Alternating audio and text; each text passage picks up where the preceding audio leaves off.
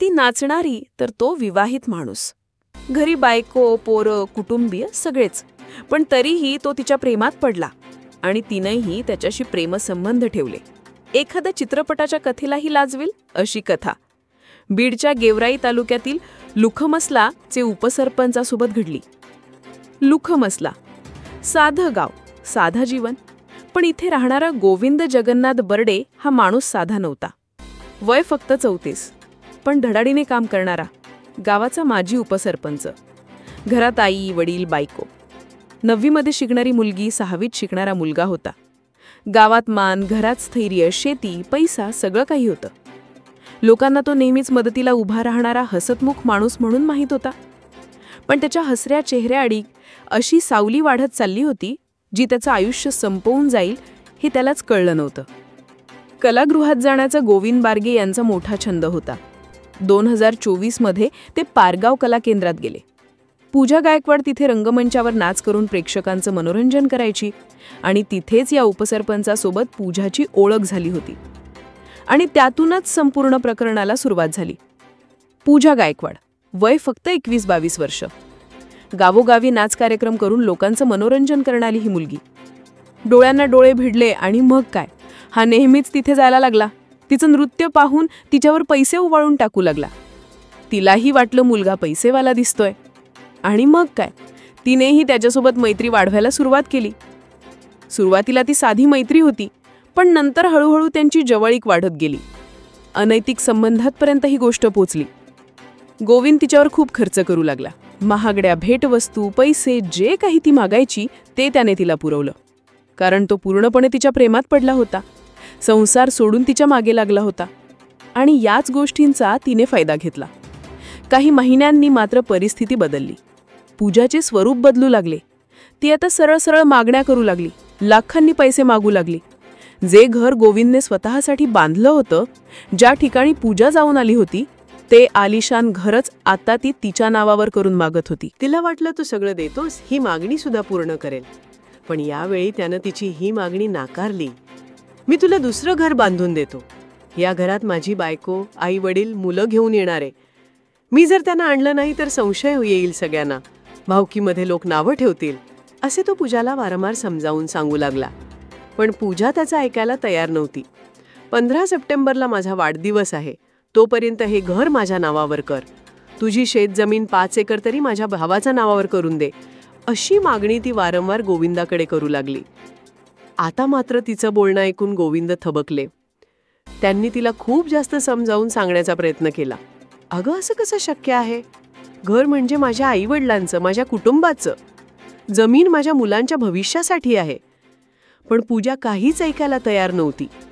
काही दिवस ती त्याच्याशी न बोलती झाली. तिनं त्याच्याशी संपर्क तोडला आणि नंतर तिनं त्यांना धमकी द्यायला सुरुवात केली. जर माझ्या मागण्या तू पूर्ण केल्या नाहीस तर मी सरळ पोलिसांत जाईन.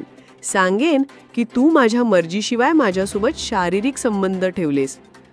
बळजबरीनं अनैतिक संबंधाचा तुझ्यावर मी गुन्हा दाखल करेन. मग बघ तू कुठे उभा राहतोस.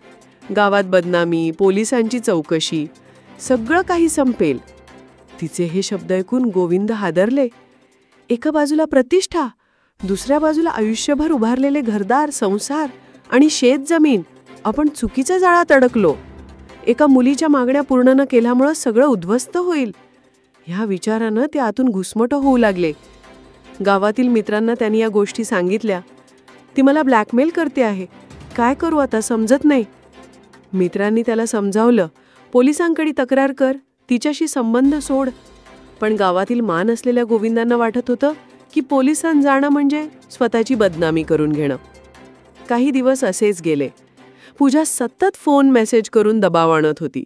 घर दे, जमीन दे, नाही तर बघ काय होतं ते. गोविंदाचे डोळे खोल गेले होते. चेहऱ्यावरचं हसू हरवलं होतं. कुटुंबियांना हे जाणवलं की तो प्रचंड तणावाखाली आहे. मोबाईलही तो दिवस दिवस बंद ठेवू लागला. 10 सप्टेंबर 2025 ती रात्र. गोविंद घरातून बाहेर पडले. कुणालाही काहीही न सांगता गाडी घेऊन गेले. दुसऱ्या दिवशी सकाळी 11 सप्टेंबर लोकांनी एक भयानक दृश्य पाहिलं. त्यांच्या डोक्याच्या उजव्या भागाला गोळी लागली होती. ते दृश्य पाहून गावात एकच खळबळ उडाली. हे त्याच्यासोबत काय झालं? तो पूजाच्या घरासमोरच का गेला? ही आत्महत्या आहे की जाणून बुजून कुणी केलेली त्याची हत्या? पोलिसांना लगेच कळवण्यात आलं. पंचनामा झाला. घटनास्थळी एक पिस्तूल सापडलं. पण लगेच कुटुंबियांनी आक्षेप घेतला. गोविंदाकडे बंदूक नव्हती. आधी तो दारू पीत होता, मग त्यानं आत्महत्या कशी केली? हा प्रश्न लोकांच्या मनात पक्का बसला. पोस्टमॉर्टम अहवालाने सांगितलं की गोळी वागल्यामुळे मृत्यू झालाय. पण ती गोळी स्वतः झाडली की कुणी दुसऱ्याने? हा प्रश्न अजूनही अनुत्तरित आहे. पोलिसांनी तपास सुरू केला. पूजाच्या विरोधात गुन्हा दाखल झाला. हत्येस प्रवृत्त करणे, IPC 306. तिला अटक झाली आणि 3 दिवसांची पोलीस कोठडी सुनावण्यात आली. दरम्यान गावातील लोकांनी सांगितलं की गेल्या काही दिवसात पूजाने मोबाईलवर प्रचंड दबाव आणला होता. घर, शेती, पैसे यांसाठी त्याला धमक्या दिल्या होत्या. गोविंदाच्या मित्राने पोलिसांना सांगितलं. तो सतत म्हणायचा की आता जगणं कठीण झालंय. मी का या गोष्टींच्या मागे लागलो? का तिच्या मागे लागलो? कथा इथेच थांबत नाही. आजही गावात हा प्रश्न घुमतोय. ही खरी आत्महत्या होती का? की ब्लॅकमेलिंगच्या पलीकडे काही मोठा कट होता? कारण गाडी तिच्या घरासमोरच का उभी केली? पिस्तूल त्याच्याकडे आलंच कुठून? गाडी लॉक कोणी केली?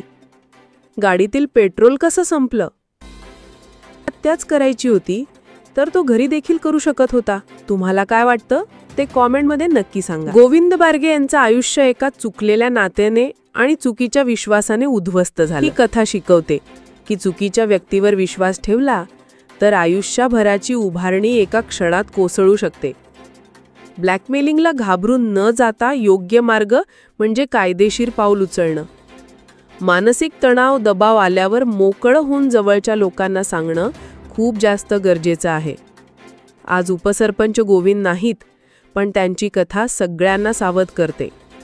प्रेम, नांदी, विश्वास यामध्ये जर जबरदस्ती आणि लोभ आला तर शेवट फक्त विनाशाकडे सुरू होतो.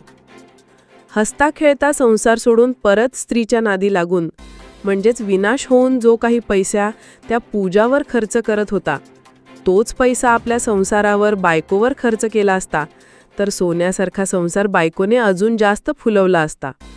आणि जो गेलाय तो आज जिवंत असता, खुश असता, आनंदी असता.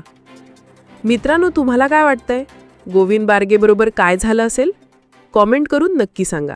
आणि चॅनलवर नवीन असाल तर चॅनलला सबस्क्राईब नक्की करा. धन्यवाद.